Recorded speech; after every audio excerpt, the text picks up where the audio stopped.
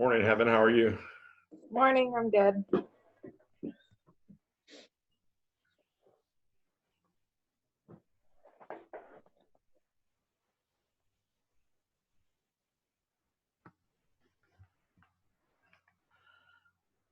Thinking a lot of people probably are waiting for me to do what you were waiting for me to do. I should have explained that better.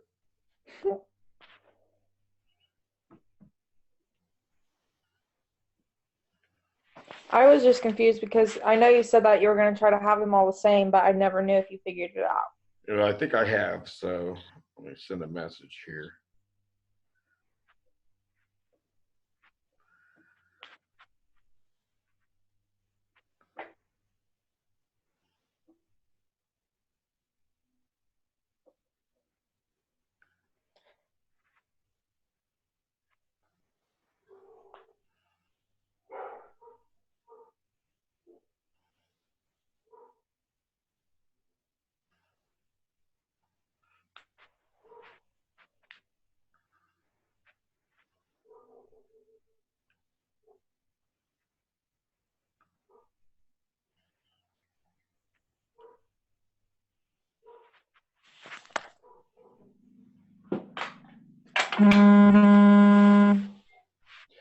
I take it you just got my message. That was really loud. Yep.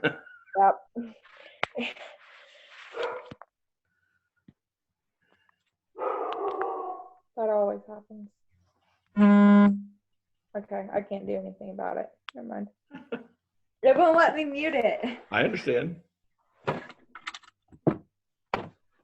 It's either vibrate or ringtone, but no one's up this early that I know. So it works. You're the only one up? Yeah, well, usually I wait for my friends to get up, but they all wait until about noon. So I just kind of, yeah. I understand. I got it. Would we wake someone up? Well, I'm supposed to go to work this afternoon, and I really don't want to, but. Oh, at McDonald's, you mean? No, while we're on this break, I'm working with my grandpa Tom. Oh, okay. Well, So, tell him I said hello.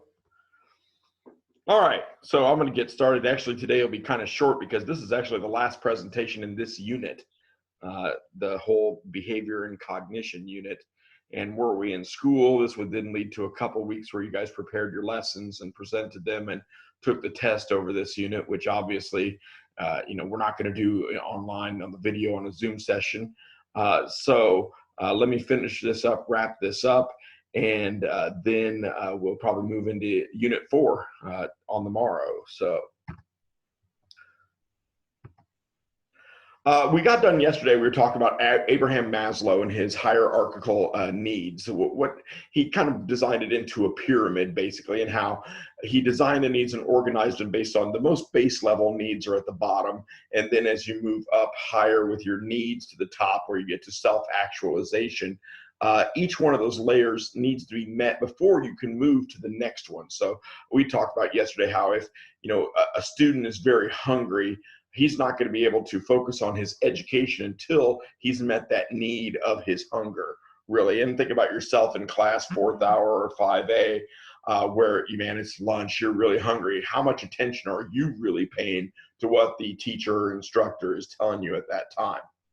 So basically, Maslow identified 5 levels of needs in his hierarchy. Physiological needs like hunger, safety needs, social needs, esteem needs, and self-actualization needs at the top of this pyramid.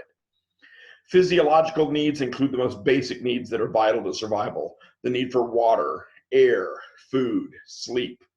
And Maslow believed that these needs are the most basic and instinctive needs in the hierarchy because all needs become secondary until these physiological needs are met. For example, an employer provides lunch breaks, rest breaks, and wages that are sufficient to purchase essentials, and these address an employer's employee's physiological needs. And here's another example, and I already gave this actually, but have you ever had a hard time paying attention to what the teacher is saying when you're hungry? Some students may not have had breakfast or even dinner the night before, and so free and reduced breakfast and lunch programs have been implemented in schools to help students meet some of their physiological needs. Now, the next level on this pyramid, and I haven't really touched on, are safety needs. And these include needs for safety and security. And these are important for survival, but they're not as demanding as the physiological needs. So really, until we can meet the physiological needs, we're not really going to be able to focus on safety needs. And until we meet the safety needs, we're not going to be able to focus on the other levels on that pyramid.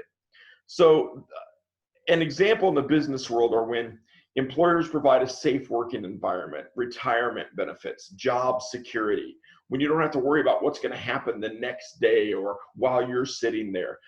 Schools are having a hard time meeting safety needs right now because of the number of school shootings that were out there. So certainly they work on ways to reassure students to, that they have the nice little stickers where someone will see that there's no guns allowed and will automatically drop their firearms and go away once they see the sticker. But certainly they lock the doors now. They have the doorbell device and the camera and everything at the school. And so that's one way to assure your safety needs. So in schools, an example of addressing safety needs include providing a safe and secure classroom, having a school resource officer on grounds, and this reduces threats to students' physical, mental, and emotional security. Once those needs have been met, we can move to the next level on the pyramid, which are the social needs. And sometimes these are referred to as the love and belonging needs. And these include needs for belonging, love, and affection. And Maslow considered these needs to be less basic than physiological and security needs. Relationships such as friendships, romantic attachments, and families kind of help fulfill this need for companionship and acceptance, as does involvement in social, community, or religious groups. In the workplace, employers help fulfill these needs by creating a sense of community via team-based projects and social events.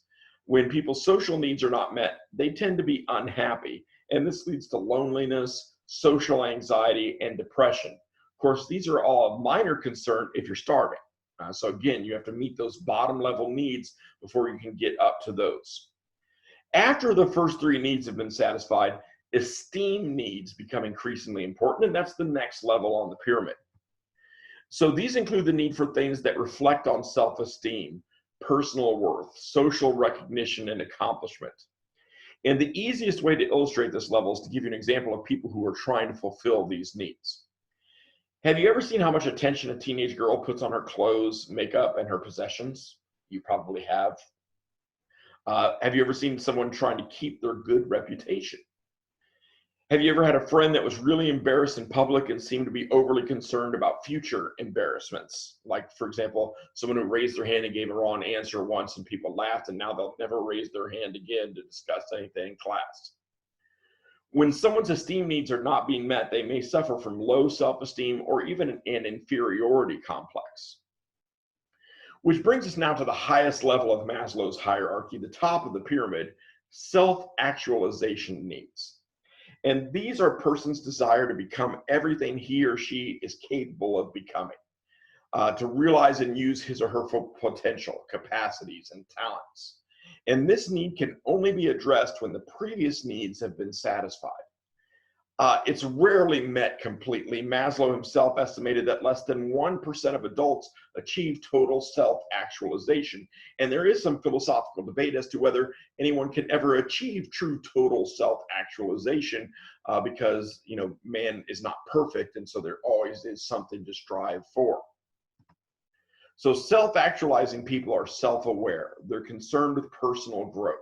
They're less concerned with the opinions of other people, and they're interested in fulfilling their own potential.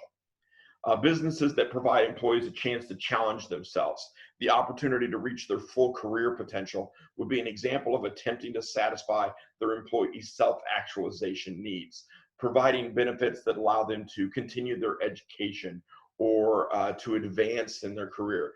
At school, certainly, more challenging classes like, chemistry with Mr. Schonk, the dual credit type classes, AP in some schools, certainly allow you to challenge yourself to grow, to kind of reach that self-actualization.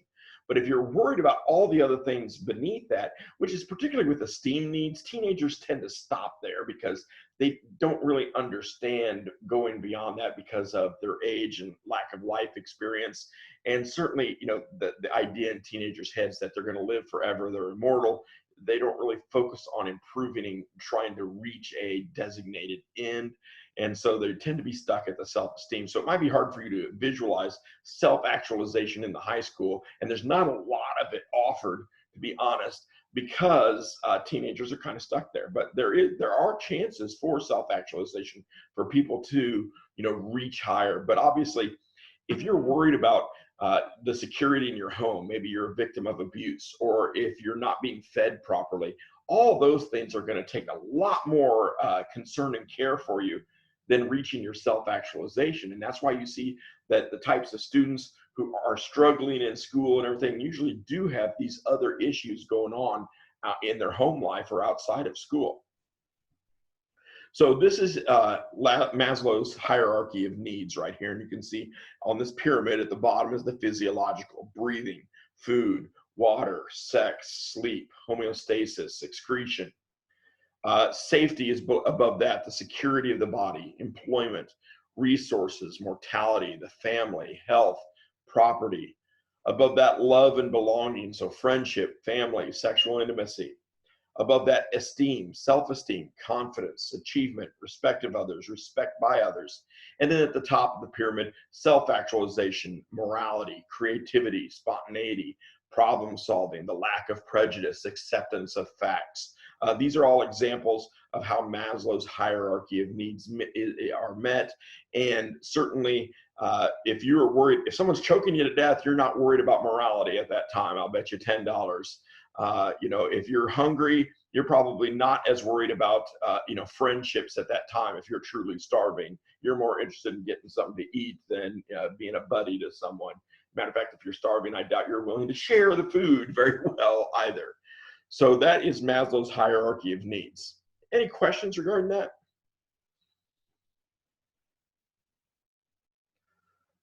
Okay, well, believe it or not, that is all I have today.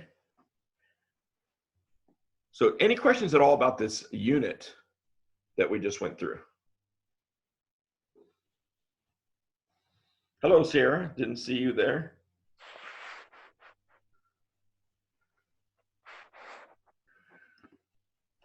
You're looking rather sleepy. Just wake you up? Yeah. Sorry. No, you're fine. So this is the end of Unit 3. You know, for the rest of the week, if you've been reading The Man Who Mistook His Wife for a Hat, I'm going to probably spend some time discussing that tomorrow, going over some of it, seeing what your guys' thoughts are, questions are regarding the reading so far on that, if you've kept up with it. If not, it is located on supplements on my website, so you can continue to read that, although I did give you the couple of chapters there before we left. So you should still have physical copies of where we are thus far. Of course, next week that'll change because next week is when we were supposed to go back, and so I would have given you the next copy then. But that is where we are right now. And if you guys don't have any questions about the unit, that's probably where I'm going to wrap it up right now and then move on to unit number 4 here in a couple of days. So any questions? No. Okay. Well, thank you guys for coming. If you want to go to the economics one, it is the same join code as yesterday, and hopefully that'll stay the same at least through April 7th. That's when I set up the meetings through. So hopefully I'll see you there, and I'll talk to you guys later. Bye.